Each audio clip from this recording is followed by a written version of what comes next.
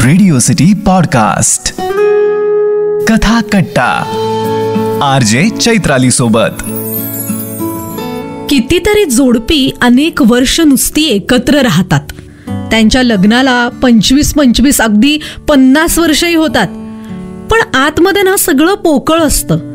इतकी वर्ष एकत्र राहूनही एकमेकांबद्दल काहीच ओलावा नसतो. आता अशा संसाराला खरंच संसार म्हणायचा की भातुकलीचा खेळ तेच कळत नाही. जसं या कथेत भातुकली. चंद्रशेखर गोखले यांनी लिहिलेली ही कथा तुम्ही ऐकणार आहात कथा कट्ट्यावर, अर्थातच माझ्या म्हणजेच चैत्रालीच्या आवाजात. भातुकली. देण्याघेण्यावरून सुमनचं ठरलेलं लग्न मोडलं. सासरच्या लोकांच्या अपेक्षा फार नव्हत्याच, पण हिच्या बापाला पदरची एकही दमडी न खर्च करता मुलगी उजवायची होती. आणि वर्ष 6 महिन्यांनी त्या मुलाच्या चुलत घरातून सुमनला मागणी घातली गेली.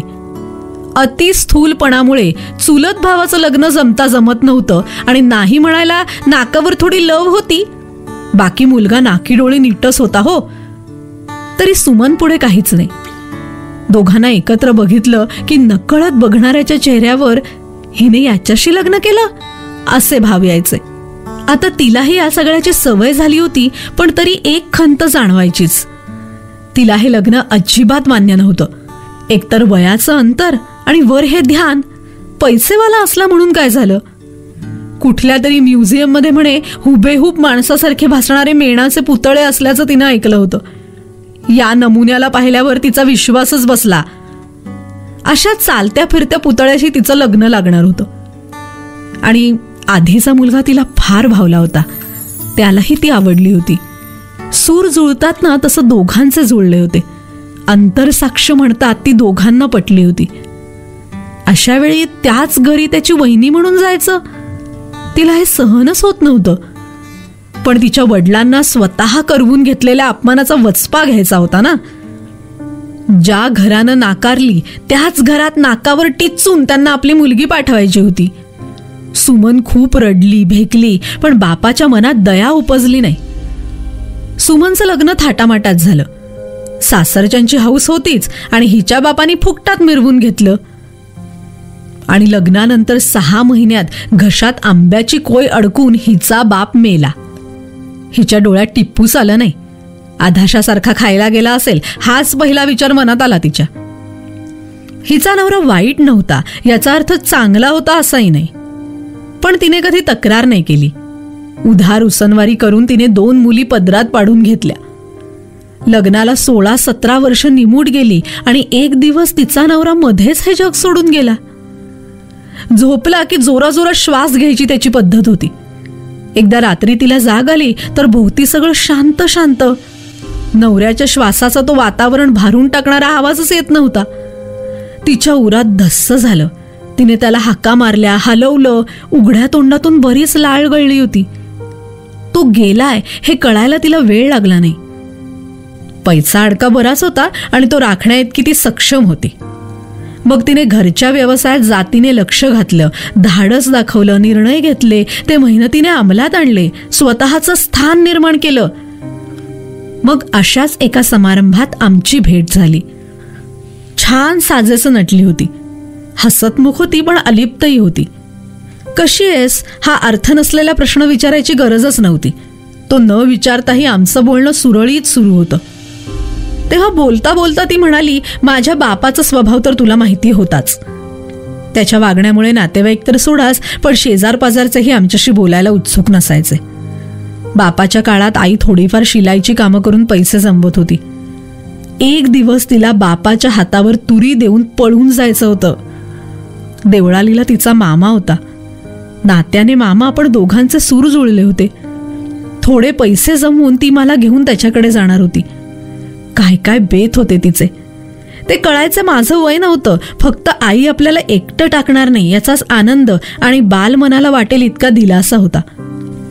तेव्हा आई मला एकटीला ठेवून कामासाठी बाहेर जाताना भातुकलीचा खेळ मांडून द्यायची. म्हणायची, मन लावून खेळ. जितका मन लावून खेळशील तितका वेळ लवकर जाईल.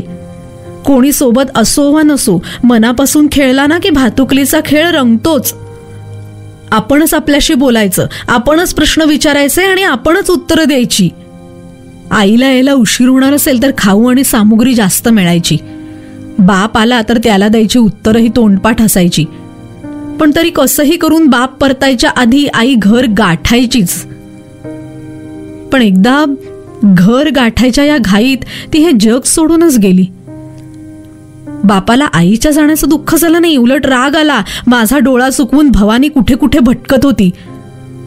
पण असं म्हणत त्याने माझं घराबाहेर पडणं बंद केलं. मला कोंडून ठेवायला घराला कुलूप लावायची गरजच नव्हती. आईच्या जाण्याने माझ्या पायातली ताकदच गेली होती. फुकटात पार पडलं तसं बापाला माझं लग्न लावायचं होतं. पहिला मुलगा मला अगदी मनापासून भावला होता. त्यांच्या मागण्याही अवास्तव नव्हत्या. पण तरी बापाला थोडा खर्च करावा लागणारच होता, म्हणून त्याने ते लग्न मोडलं. तेव्हाच त्या मुलाच्या काकांनी बापाला जोखलं होतं. 4-6 महिने थांबून त्यांनी मागणी घातली. सगळा खर्च करून मला त्या बोजड सुस्त माणसाच्या गळ्यात बांधली. कसं स्वीकारलंस ग सगळं, आम्ही विचारलं. सुस्कार सोडत ती म्हणाली, काही नाही, मनापासून भातुकलीचा खेळ खेळत राहिले. सकाळचा नाश्ता, दुपारचं जेवण, संध्याकाळचं खाणं, रात्रीचं जेवण, उन्हाळ्यातली वाळवणं, मोरंबे, लोणची, सरबत, दिवाळीचा फराळ, श्रावणातली व्रतवैकल्य, नातेवाईकांची केळवणं, मुंजी, लग्न, डोहाळं जेवणं, बारशी, बाळंतविडे, थंडीतले कपडे, पावसाळ्यातली साठवणं. वेळही खूप होता, सामुग्रीही खूप होती. शिवाय कोणाला उत्तरं द्यायची नव्हती. झालं तर कौतुकच होणार होतं. बोलता बोलता ती शांत झाली आणि मग म्हणाली, नवरा जाऊन 5 वर्ष झाली. गेल्या 5 वर्षात एक पोळी लाटली नाही की 1 कप चहाचं आधण ठेवलं नाही. सकाळचा नाश्ता समोरच्या राधाकृष्णमधून मागवते. दुपारी स्वयंपाकाला एक बाई, रात्रीच्या स्वयंपाकाला दुसरी. मी मुलींना मात्र पूर्ण वेळ देते. त्यांच्या प्रत्येक उपक्रमात माझा सहभाग असतो. फक्त मी त्यांना कधी भातुकली खेळायला प्रोत्साहन देत नाही. भातुकलीचा खेळ हा माझ्या मते एकटीने खेळायचा खेळ आहे आणि मला तो त्यांच्या नशिबी नकोय. भातुकली ही चंद्रशेखर गोखले यांनी लिहिलेली कथा तुम्ही ऐकत होतात कथा कट्ट्यावर, अर्थातच माझ्या म्हणजे चैत्रालीच्या आवाजात. रेडिओ सिटी पॉडकास्ट कथा कट्टा RJ चैत्राली सोबत.